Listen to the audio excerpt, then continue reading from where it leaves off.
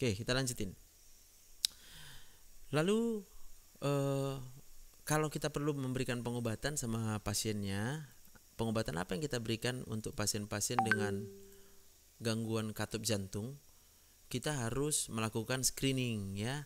Kita pastikan dulu apakah ada kelainan-kelainan yang meningkatkan resiko dia mengalami aterosklerosis ya. Screen for and manage other traditional atherosclerotic cardiovascular risk factors ya. Kemudian kita tata laksana komplikasinya. Misalnya sudah terjadi gagal jantung, maka kita akan harus mengatasi gagal jantungnya ya. Kemudian pertimbangkan indikasi apakah kita perlu melakukan profilaksis terhadap endokarditis ya, karena penyakit katup jantung itu paling banyak memang karena disebabkan oleh endokarditis ya, atau infeksi pada lapisan dinding jantung ya. That may cause bacteremia, yang bisa menyebabkan terjadi bakteremia. Kemudian ada juga prevensi sekunder terhadap demam rematik ya. Ini dibahas di bab yang lain. Kemudian prevensi atau pencegahan tromboembolisme bila ada indikasi, yaitu dengan pemberian terapi antikoagulan ya setelah dilakukan penggantian katup jantung. Nah, untuk penata laksanaan yang intervensi ya, yang pertama kita lakukan perbaikan pada katup jantung, valve repair. Jadi katup yang rusak tadi harus diperbaiki. Ada beberapa cara ya, jalan untuk memperbaikinya itu. Yang pertama adalah valve reconstruction. Udah WA ya Kak Widya ya. Oke Kak Widya.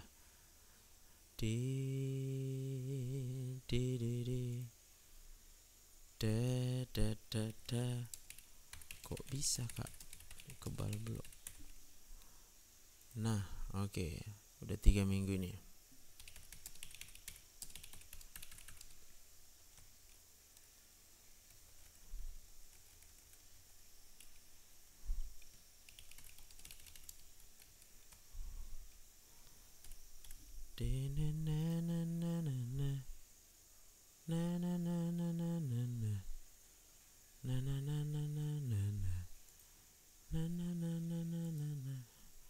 Oke, yuk banyak kali ya.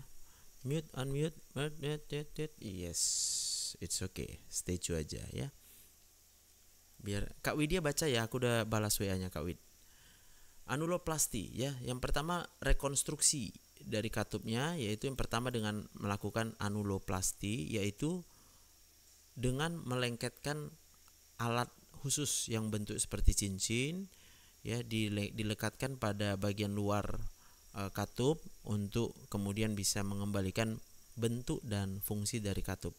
Biasanya dipakai untuk pengobatan mitral valve regurgitation ya, regurgitasi katup mitral. Kemudian ada perbaikan daun katup ya, leaflet repair ya.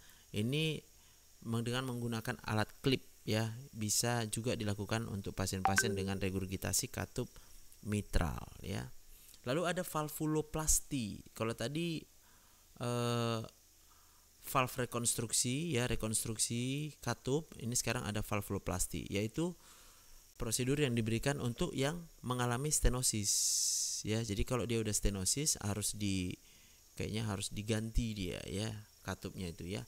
Aortic valve stenosis ataupun mitral stenosis untuk apa? Untuk memisahkan memisahkan katup, dua daun katup yang terlalu rapat ya, bisa di aorta bisa di mitral ya, untuk memisahkan ataupun untuk mengatasi katup yang sudah mengalami daun katup yang sudah mengalami kalsifikasi ya. Cara mengerjakannya bisa dengan percutaneous balloon valvuloplasti ya. Kemudian yaitu dilakukan dengan memasukkan balon ya pada katup yang rusak ya, bisa melalui transfemoral, bisa juga transapikal ya. Dan kemudian balonnya dihembuskan untuk membuka bagian katup yang mengalami penyempitan ya gitu. Kemudian dengan open commissurotomy ya, yaitu dengan operasi terbuka untuk memisahkan katup yang mengalami penyempitannya, ya.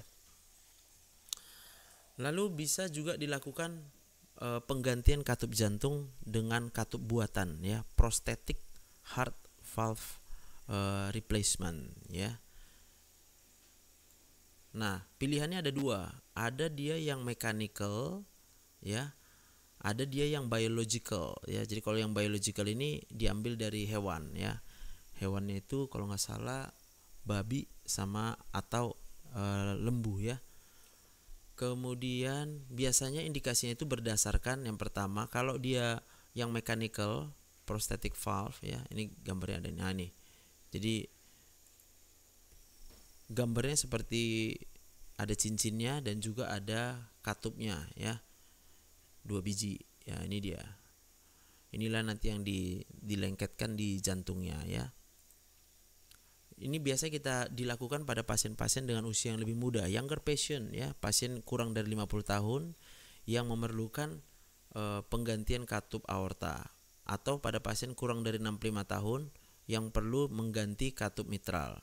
Dan pasien wajib minum antikoagulan, dan pasien ini biasanya dilakukan pada pasien-pasien yang resikonya tinggi untuk dilakukan intervensi ulang.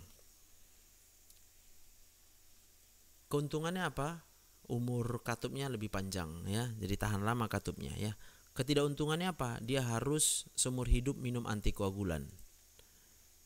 Dan jenis antikoagulannya itu adalah vitamin K antagonis atau warfarin, ya.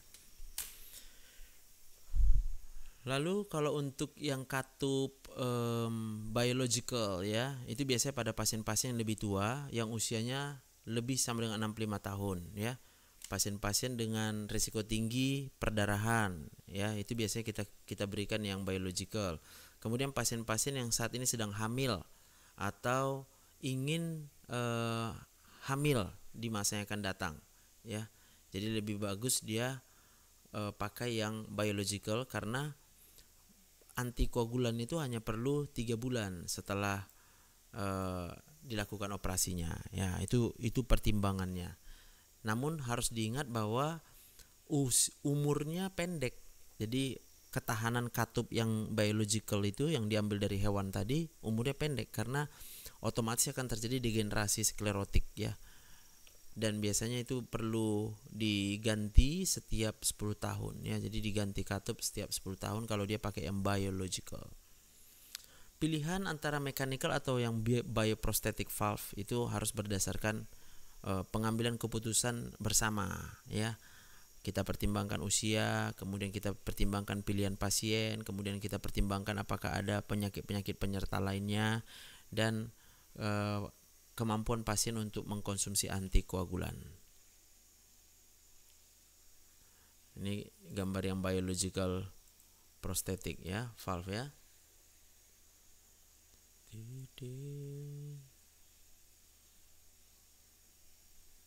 Yes.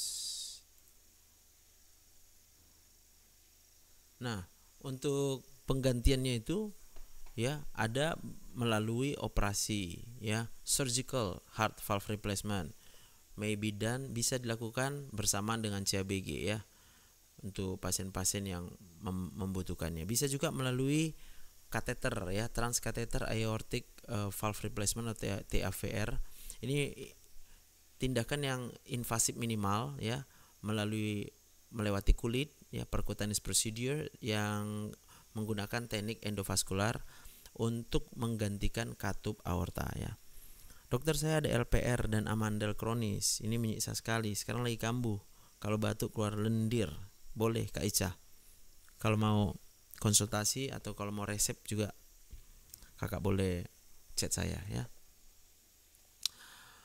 Collapsible replacement valve, ya, kemudian dia merupakan penggantian katup yang bisa kolaps dia, ya, yang dimasukkan melalui kateter dan diganti dari menggantikan katup yang sebelumnya. Bila sudah dilakukan penggantian katup, itu kemudian akan menggantikan katup yang lama dan diharapkan fungsinya bisa menggantikan fungsi katup yang lama. Transcatheter mitral valve replacement ya. Jadi penggantian katup mitral melalui kateter. Nah, ada beberapa komplikasi ya. Komplikasi bila kita melakukan tindakan-tindakan untuk mengganti katup jantung. Yang pertama, patient prosthesis mismatch. Jadi oleh karena implan daripada katup buatan dengan area fungsional yang terlalu kecil, sehingga tidak bisa mencukupi kemampuan fungsi yang dibutuhkan oleh pasien. Bisa juga akan menyebabkan hipertrofi pada jantung kiri sehingga akan mengganggu atau mengurangi kemampuan aktivitas fisiknya ya. Kemudian bisa meningkatkan risiko terjadinya cardiac event seperti aritmia, myocard infarct, dan meningkatkan kematian ya. Jadi tindakan penggantian katup sendiri juga punya risiko tentunya. Jadi maka harus kita pertimbangkan benar-benar ini perlu nggak diganti katupnya gitu ya.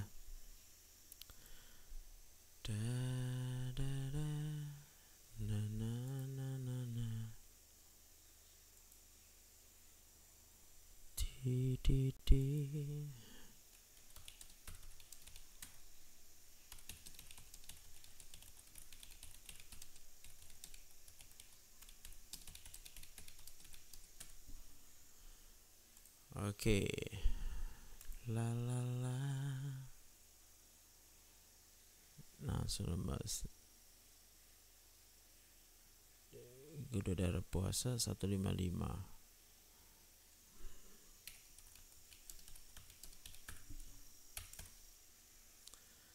Segala perkara dapat ku tanggung. Oke. Kemudian juga bisa terjadi resiko trombosis oleh karena katup prostesis atau katup buatannya ya. Katup-katup mekanis itu lebih berisiko untuk terjadi trombosis dibandingkan dengan katup biologis ya. Insufficient, jadi kalau kita tidak cukup memberikan antikoagulannya itu bisa mengakibatkan trombosis pada katup prostesis ya. Gambaran klinisnya tentunya adalah gambaran gagal jantung disebabkan oleh terjadinya disfungsi pada katup yang sudah diganti. Sesak napas, capek, kemudian bengkak seluruh kaki dan tangan. Kaki paling sering ya, peripheral edema. Kemudian bisa muncul murmur yang baru ya, yang sehubungan dengan obstruksi atau regurgitasi pada katup terkaitnya ya. Kemudian bisa terjadi thromboembolic event seperti TIA ya. TIA itu penyumbatan pembuluh darah yang ke otak ya. Untuk mendiagnosanya first line imaging yaitu dengan transthoracic atau transesophageal echocardiografi. If echocardiografinya negatif, maka kita bisa melakukan cardiac CT untuk menilai anatomi dari katup jantung dan pergerakannya. Pengobatannya adalah dengan pemberian antikoagulan, fibrinolisis, dan juga dengan diganti katup yang baru. Prosthetic valve dysfunction biasanya bisa terjadi, contohnya terjadi kebocoran pada katup yang sudah diganti. Prosthetic valve stenosis ataupun regurgitation, maka gambaran klinisnya sama dengan katup yang rusak, apakah stenosis ataupun regurgitasi ya. Komplikasi dari jantung ya, contohnya adalah prosthetic valve endocarditis ya, jadi bisa juga terjadi peningkatan risiko infeksi, kemudian gagal jantung, perikarditis, kemudian high grade AV block, kemudian atrial fibrillation. Jadi di katup itu sendiri berdekatan dengan atrioventricular node ya, AV node, sehingga bisa terjadi block di situ. Kemudian bisa terjadi fibrilasi atrial dan komplikasi pembuluh darah lainnya seperti perdarahan ya, kemudian arteri femoralnya koyak ya, kemudian anemia hemolitik pada pasien-pasien dengan katup mekanis, dan juga terjadi tromboembolisme ya. Risiko lainnya bisa stroke dan juga gagal jantung akut ya. Oke, demikian tentang katup jantung, penyakit katup jantung ya. Semoga bisa cepat memahami, dan bagian-bagian yang nggak bisa dipahami tolong dipelajari kembali kepada fisiologinya ya. Jadi sangat penting mempelajari fisiologi jantung, anatominya, dan patofisiologinya. Suami kecelakaan tulang kering kaki patah apakah seumur hidup pincang? Tergantung ya. Kalau memang sudah divonis oleh dokter bedah tulang, mungkin demikianlah keadaannya. Yang penting dokter spesialis bedah ortopedi yang menentukannya ya. Oke, thank you untuk yang mahasiswa kedokteran. Silakan mempelajari bahan ini dengan baik-baik.